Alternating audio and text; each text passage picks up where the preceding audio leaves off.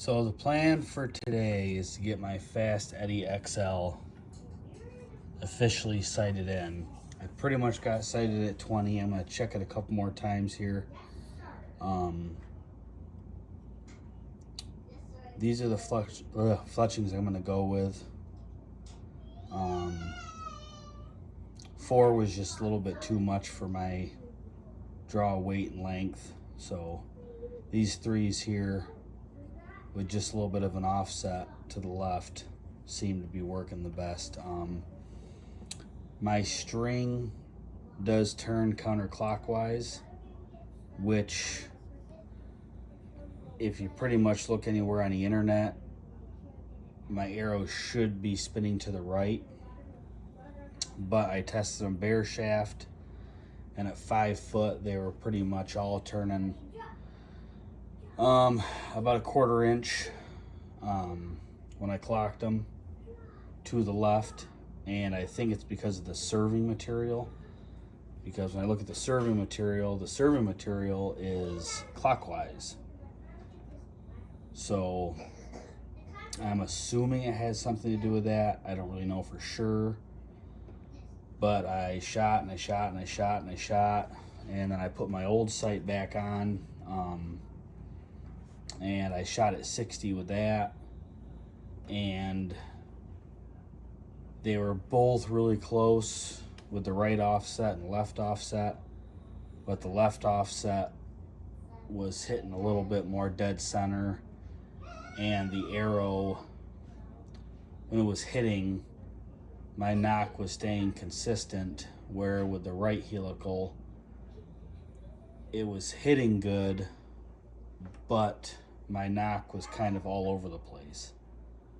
So I pretty much got my arrows dialed in now. And what I've been doing with these is, for my fletchings, I found that when I put the wrap on there, I usually use Gorilla Glue on a bare shaft, and I can go out and shoot them within 5 minutes of me getting the arrow cut, the nock in, and my fletchings on. And it wasn't really holding up as well on the wraps. The Gorilla Glue wasn't, the super glue. So what I've been doing is taking this G5 G-Lock blue glue, and I've been using that for my fletchings. And I put just a little bit on there, enough to basically just cover like the very center of the inside of the fletching. And I squeeze that down nice and hard, so that way just a little bit of the glue is seeping out of the sides. And then what I do is, at the very tip of my fletching, I put a big dot there, and then I put a big dot in the back, and then I take a Q-tip. You can see these are all blue, and I take a little bit and I run it down one whole side of the fletching, and then I take from the other side and I run down the opposite side of the fletching, and it seems to be working out really good. I just got to let these sit for like 3 minutes after I'm done with all of them. And I did 5 today, so they've already been sitting for a little bit. I'm gonna take them outside, I'm gonna cut them, and then I've been using the Gorilla Glue for the inserts, because I literally can put the insert in there, wipe the excess glue off the shaft, and put a field point in there. By the time I do that, I can shoot it. I've shot them into foam targets, and I've shot them into bag targets, and I have not had one pull out on me yet. And as you can see, it has been, sorry, we got freaking Tim Hortons bags and Christmas boxes all over the place. It has been ice cold outside, and I've hit that target a whole bunch of times all over the place, and I haven't had them pull out. So I think that's kind of the way to go. If you're gonna bare shaft it, just use a Gorilla Super Glue. It adheres right away. This stuff here has a little bit more flex to it, which is nice. It doesn't get as brittle on the wraps. So I think that's why it's staying a little bit better. And it dries very, very, very clear.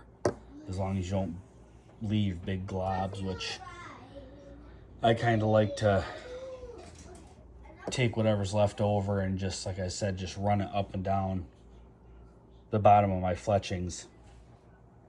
And just make sure it's got, you know, enough surface area to just hold, you know, more. I guess more is a little bit better. So yeah, that's what I got going on right now.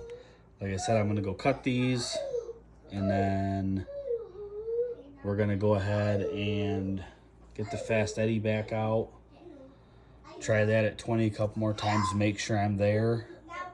And as long as I'm on at 20, then we're gonna go ahead and start working our way back to 60.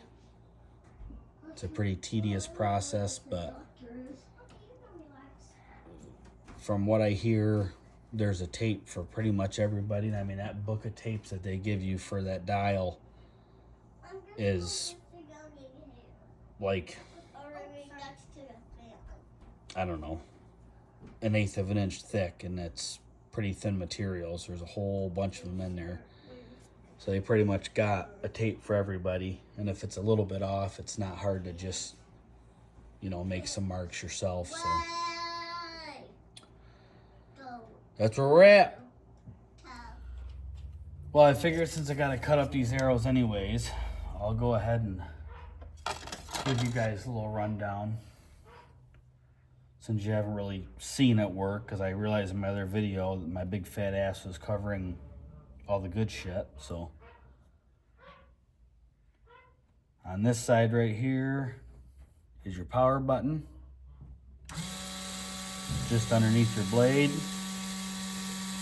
You get your knock set, which you can't really see all that well. Get your knock set there. Can you see it? Yep, there's a little white thing in there that your knock set's in. And then from there, use this here to start your arrow on. That's your rest. That's going to make sure that your arrow's not flexing quite a bit, so that way you get a nice, even, straight cut. And as you go into it, you just want to turn your arrow.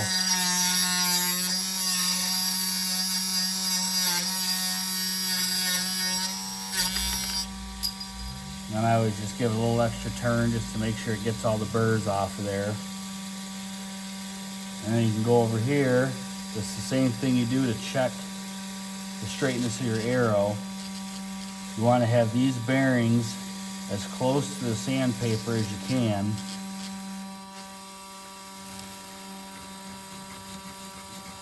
And then just give it a little sand job like that there. Doesn't need to be much. Again, just enough to get burrs or anything else off of there. And that's pretty much it.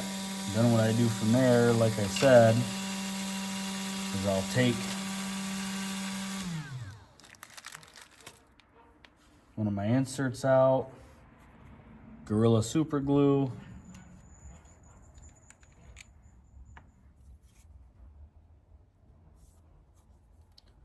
just run a little bit up and down the insert.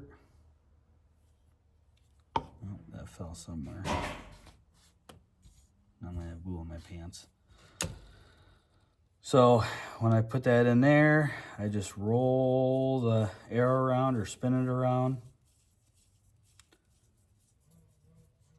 And then just push it all the way down. That way there's very little left over. And that one almost has nothing left on it. I'm actually just going to use this little piece of tissue right here. That'll wipe off the excess. And there you have it. That one's all done. And by the time I'm done cutting and doing those other 4, these will be ready to shoot. So set those there.